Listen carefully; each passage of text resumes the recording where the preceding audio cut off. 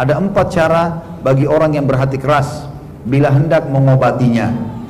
Yang pertama, menghentikan diri dari kebiasaan-kebiasaan buruk dan beralih menuju majlis-majlis ilmu. Ya, seperti Bapak Ibu hadir insyaallah ini, majlis ilmu, melunakkan hati kita.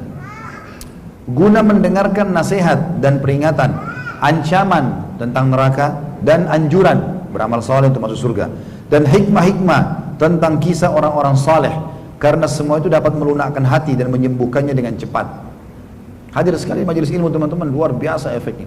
Bisa satu kisah, satu ayat, satu hadis mengubah hidup kita menjadi orang yang baik sampai kita meninggal. Itu luar biasa. Makanya jangan tinggalkan majelis ilmu. Saran beliau, orang yang hatinya keras, yang pertama majelis ilmu.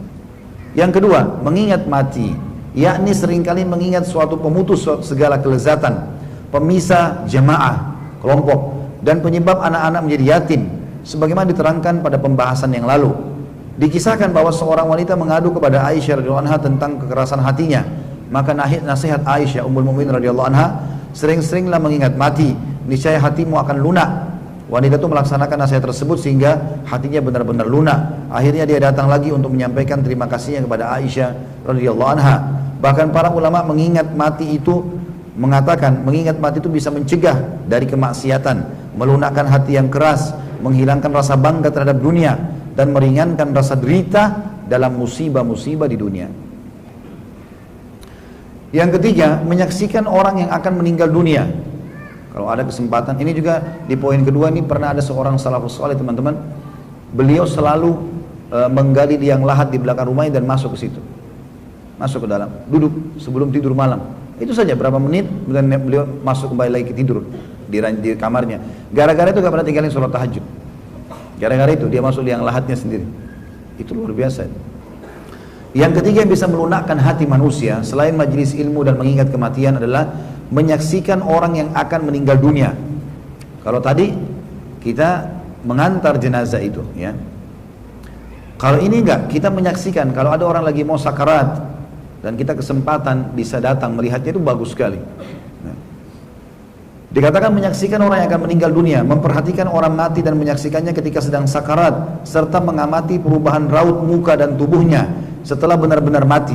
Semua itu akan dapat memutus kerinduan hawa nafsu kepada kelezatan-kelezatan yang dapat melindungi hati serta mengusir kesenangan-kesenangan amarahnya. Bahkan menahan pelupuk mata dari tidur, menahan tubuh dari bersenang-senang, dan membangkitkannya untuk terus beramal dengan lebih bersungguh-sungguh. Dikisahkan pula Al-Hasan Al-Basri rahimahullah pernah berkunjung kepada seseorang yang sedang sakit. Ternyata orang itu sedang dalam sakaratil maut. Al-Hasan melihat betapa susah dan pedih yang dialaminya. Maka dia pun pulang ke rumah dengan perubahan roman muka. Tidak seperti ketika berangkat. Keluarganya menyapa, ingin makan, semoga Allah merahmatimu.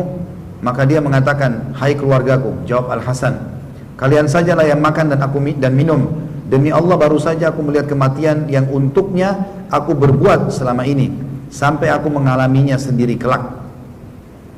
Hasan Basri ini teman-teman dikenal dengan orang yang suka sekali mengingatkan kematian. Selalu setiap hari bahasanya, ingatlah mati, apalah, nasihatnya masalah itu selalu. Di antaranya beliau pernah ngantar jenazah, ada satu anak muda di sebelahnya.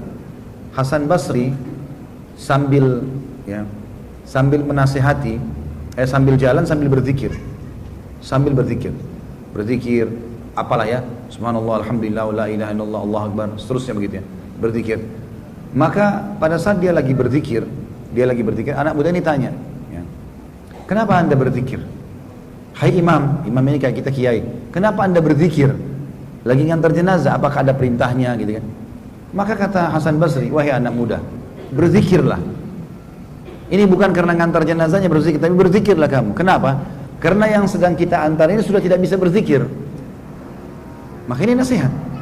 Dan seandainya kalau dia bisa hidup sekarang, dia akan berzikir. Hasan Basri selalu mengingatkan orang tentang masalah seperti itu. Dan dia memang selalu menjadikan sebagai pelajaran dalam hidupnya. Di antaranya tadi, masalah dia pernah habis antar jenazah, dia sendiri menunda makan dan minumnya karena khawatir dan merasa prihatin dengan amal-amal yang sudah dia kerjakan. Kata beliau, itulah 3 perkara yang seyogyanya dilakukan oleh orang yang keras hatinya dan selalu berbuat dosa guna mengobati penyakitnya dan mengatasi godaan-godaan syaitan dan tipu dayanya. Jika ketiganya bisa bermanfaat maka cukuplah. Tapi jika terasa berat, berarti kekerasan hatinya telah parah dan dorongan-dorongan dosa sudah kuat membelenggu. Kalau memang demikian maka perlu memperhatikan nasihat selanjutnya.